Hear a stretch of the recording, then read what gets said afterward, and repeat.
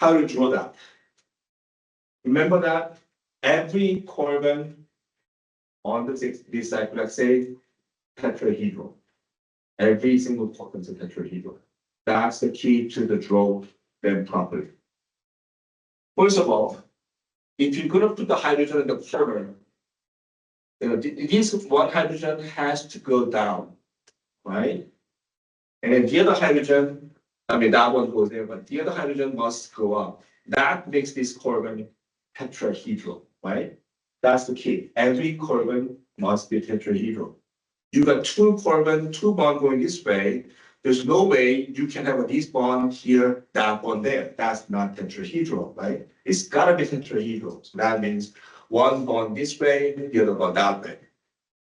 The bond that on plane, that's the equatorial hydrogen. The bond that perpendicular to the plane, that's an axial bond, that's axial hydrogen. Same thing goes to the other side. The other corner, you see the two bonds coming this way. So third one has to be here. That represents the equatorial one.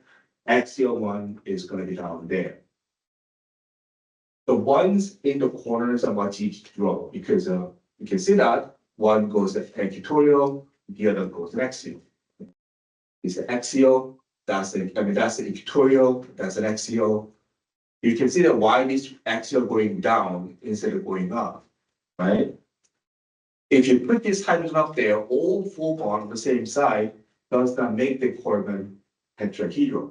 It's more like a pyramidal. And then carbons are not pyramidal shape, they're tetrahedral shape. That's the reason this hydrogen must go down for the axial positions. Now, what's more difficult is the ones in the middle of the wheel. Let's look at this one. There's two hydrogen there. How to draw the equatorial hydrogen, the equatorial bond is, you make this bond parallel to that one. That's kind of a drawing trick. You make this equatorial line parallel to that one, and these hydrogens, equatorial hydrogen on that one. And then where it goes to the axial one, just vertically going up. So axial ones is very easy. You just have to take the vertical positions, either up or down. That's something you're going to be coming, but it's much easier. But equatorial one, that's kind of a more difficult. So you make this line parallel with that one. If you want to draw the equatorial one on this carbon, you make this line parallel to that bond. So that's how you're going to put the equatorial line. And axial one is going to go up. Same thing can be done for the other carbons too. So just put it together. This is an equatorial bond. That bond is you draw in parallel to this line. And that equatorial bond is a parallel to that one. So those two are the equatorial hydrogen. We represent that way. And then the axial one goes down, second one going down. Those are the axial hydrogens. If you're wondering why some goes up, while some goes down, I told you each carbon must take tetrahedral shape. In this one, it's gotta go down to make a tetrahedral. If you put this one up, it won't be tetrahedral. So I don't know how I can explain any more than that. So this is how to draw the chair conformations. And I really want to draw this way.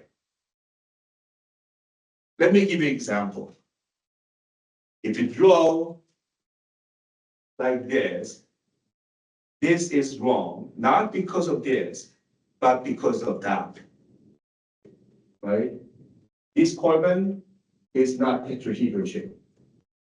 You put the axial hydrogen in the wrong place, right? If you draw like that is wrong too. I don't know which was equatorial, which was an axial. It's kind of hard for me to figure it out. If you draw like this, that is wrong too, right? That might be okay for the equatorial one, but there's no space in between those two carbons. So anything other than that can be wrong. And then this is going to be critical because sometimes I ask you, draw the chair conformation of this molecule, where things go, axial and equatorial position. You gotta draw where they should be. You gotta draw where they should look like. So drawing, you gotta follow the convention. And that is wrong too, right?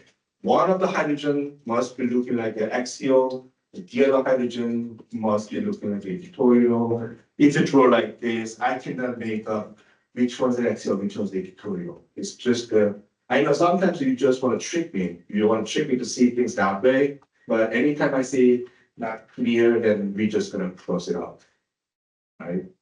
You draw that, and then you sometimes some people does that's an axial, that's the equatorial. You kind of annotate it, doesn't work. If drawing is not right, no matter what you write there, doesn't matter.